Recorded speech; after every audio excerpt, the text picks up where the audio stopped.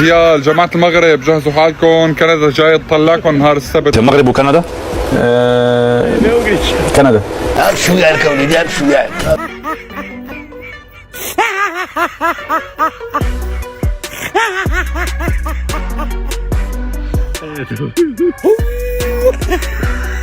ايه ده؟ ايه ده بجد والله العظيم؟ ايه منتخب المغرب ده؟ 3-0 على كندا.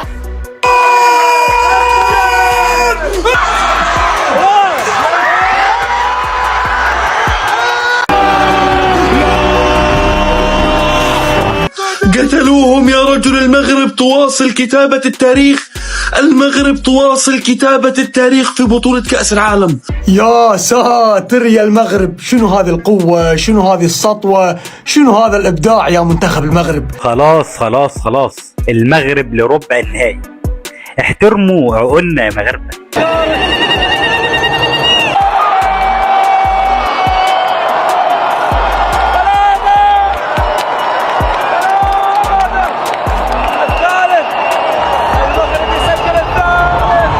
مش 1 ولا 2، دول بالثلاثة يا حبيبي، بالثلاثة.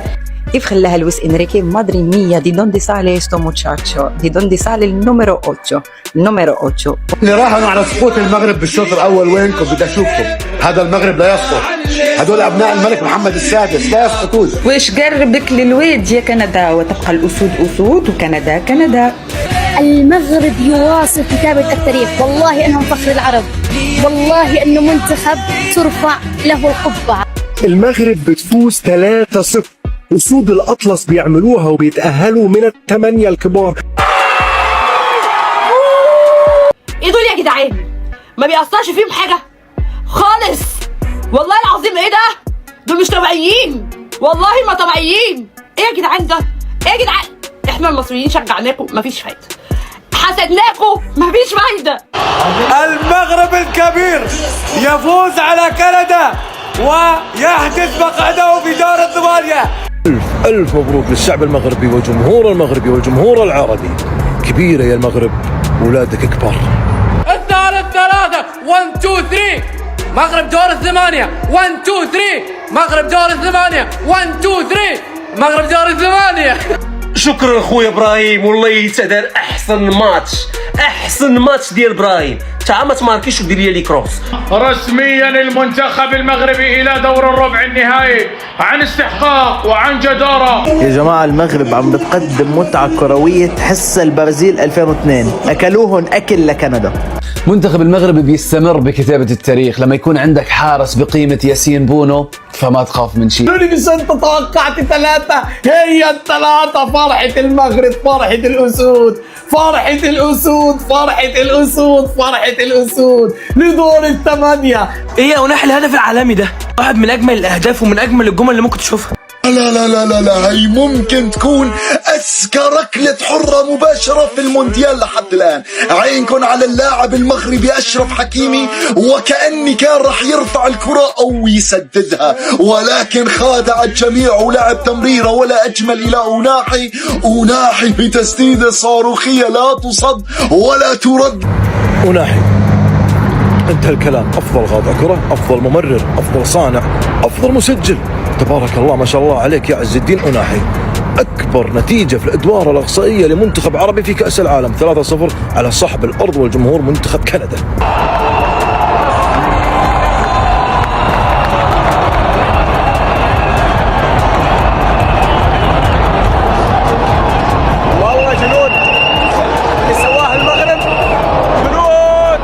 المغرب رايح لنهائي كأس العالم يا جماعة. هذا المنتخب الوحيد اللي تحس أنه عنده ثقل في أرضية الملعب. هذا المنتخب الوحيد اللي تحس لاعيبته ما شاء الله تبارك الله، لاعبين خارقين جدا يا جماعة.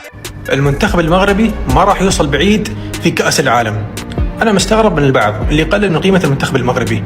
اليوم النحلة أوناحي قدم مباراة تاريخية ولسع المنتخب الكندي على أرضية ميدانهم، وكملها رحيمي وأطلق عليهم رصاصة الرحمة. على التوالي يصعد إلى دور الثمانية وبيثبت للعالم كله إنه هو طلع رابع عالم مش صدفة. حبيبي يا بونو يا عسل، يخرب بيت جمالك. المغرب ما يطارد التاريخ هو اللي يطارد المغرب. تاريخي وللتاريخ منتخب المغرب يصبح أول منتخب عربي يسجل 10 أهداف في نسخة واحدة عبر تاريخ كأس العالم. تأهل منتخب المغرب بيبين لك ان 22 ما كانتش بالصدفة لما المغرب وصلت لنص النهائي.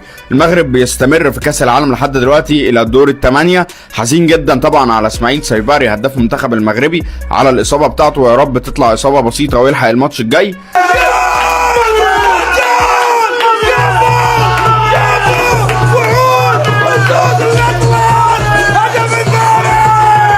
طلعوا على كندا، على كندا فازوا على كندا يا رجل. المغرب ربع النهائي، ربع النهائي المغرب، ربع النهائي المغرب يا رجل، قسما بالله ربع النهائي المغرب. والله قتلوهم. المغرب للتاريخ، المغرب. ايه اللي بتعملوه ده؟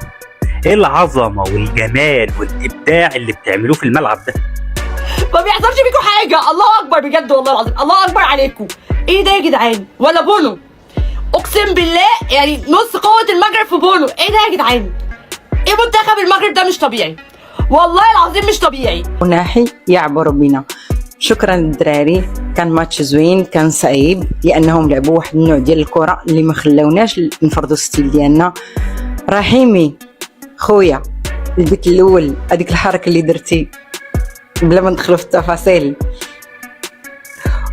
و البيت الثالث بالثلاثة من أناحي لسفيان رحيمي. الله أكبر. ولو الصين عندها سور الصين العظيم فالمغرب عندها ياسين بونو، ده يتعمل له تمثال كده. الله أكبر، الله أكبر. 5 وخميسة. مين اللي شكك وقال أصل المونديال اللي فات كان مجرد صدفة والمونديال ده كمان مجرد صدفة؟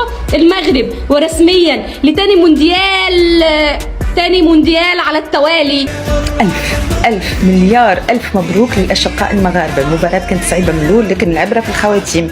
تستحقون الترشح للربع النهائي عن جدارة. مليار ألف مبروك. منتخب المغرب مش فارق معاه هيواجه فرنسا، هيواجه الباراجواي. وصود الأطلس النهارده عملوها ثلاثية نظيفة، هدفين الأناحي وهدف الرحيمي. ايه المتعة دي؟ منتخب المغرب ما شاء الله ضمن الكبار، ياسين بونو أناحي ومرابط والعيناوي وبعدي، فرقة جبارة. مباراة للتاريخ ورب الكعبة. ومنتخب المغرب صار مرعب وكابوس لجميع منتخبات كأس العالم حاليا. منتخب شرف جميع العرب بلا استثناء، وأثبت أن المنتخبات العربية قادرة أنها تنافس على لقب كأس العالم ومن دون خجل.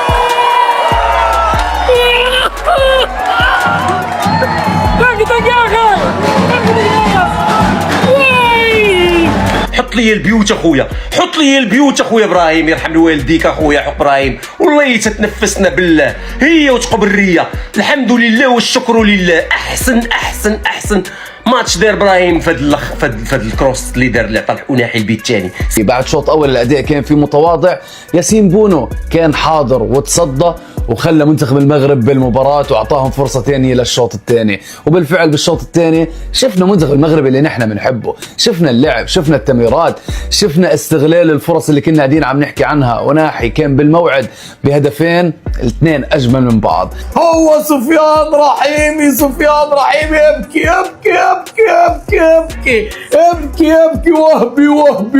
وهبي. ارفع عليك القبعة يا رجل، والله ارفع. يا عيني على المرتد، يا عيني على رحيمي، يا عيني على سفيان. ديما مغرب.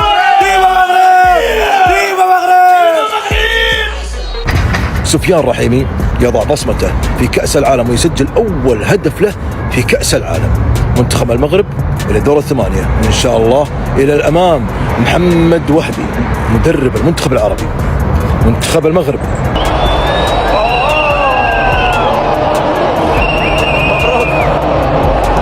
والله جنون. هلا مغاربة اسبوعة ورجالة. تعالي تعالى. هلا مغاربة اسبوعة ورجالة. منتخب المغرب هذه السنة أو هذه البطولة أنا أحس أنه يمكن يوصل ليبعد حتى من نصف النهائي، هذا والله سبحانه وتعالى أعلم، ولكن ديما المغرب. كل التوفيق للمنتخب المغربي.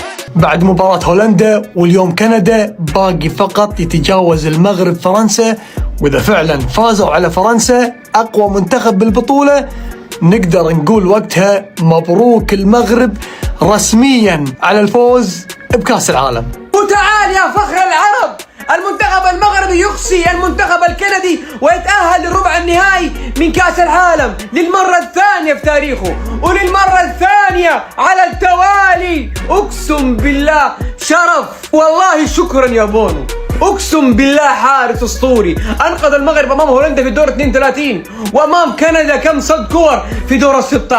باراجواي هتلاعب فرنسا كمان شويه، احنا ممكن نبقى على بعد معجزه لو فرنسا طلعت طبعا، ولكن بنسبه كبيره ممكن المنتخب المغربي يقابل فرنسا. كل التوفيق للمنتخب المغربي قدام فرنسا. اداء والاروع النهارده من أناحي. الشوط الاول المغرب ما كانتش افضل حاجه، ولكن في الشوط الثاني هجوم كاسح من منتخب المغرب ما شاء الله. الاسود ممكن تبرد صحيح، عشنا شوط اول حركه دم واعصاب صحيح، بس الاسد اذا زهر ما بيرحم. هذا المغرب في الملعب لا يرحم، فريق فيه حكيمي وبونو وغناحي لا يسقط. ارفع راسك انت مغرب الليله، هاي الرايه المغربيه مكانها دائما في العالي لا تسقط. أسود الأطلس استحقت التأهل عن جدارة واستحقاق. منتخب المغرب بيتأهل لدور الثمانية، منتخب المغرب بيتأهل لملاقاة الكبار وهو أحد الكبار. ألف مبروك لمنتخب المغرب، ألف مبروك للعيبة الرجالة، ألف مبروك للجمهور المغربي. بجد شرفتوا المغرب وشرفتوا كل العرب.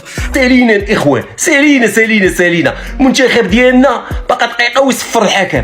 الرباح الحمد لله والشكر لله. الحمدك يا رب ونشكرك، ما تشفيش فينا العديان وحنا وما حكم الكروة على ظلم حكومة. شكرا ابراهيم، شكرا للثمانية الكبار، للتاريخ يا المغرب، للتاريخ والله للتاريخ. مبروك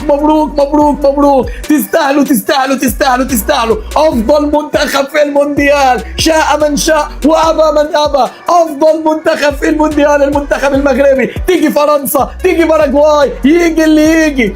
بالنهاية منتخب المغرب بفوز مستحق بيوصل إلى دور ربع النهائي ليضرب موعد بقمة منتظرة احتمال كبير تكون ضد منتخب فرنسا، والمباراة حيكون لها طعم آخر لأنه منتخب فرنسا هو اللي أخرج منتخب المغرب ب 2022. مبروك مرة تانية للجمهور المغربي، مبروك للعرب الإنجاز المغربي الجديد، وديما مغرب. يا أخوان المغرب يكتب التاريخ من جديد.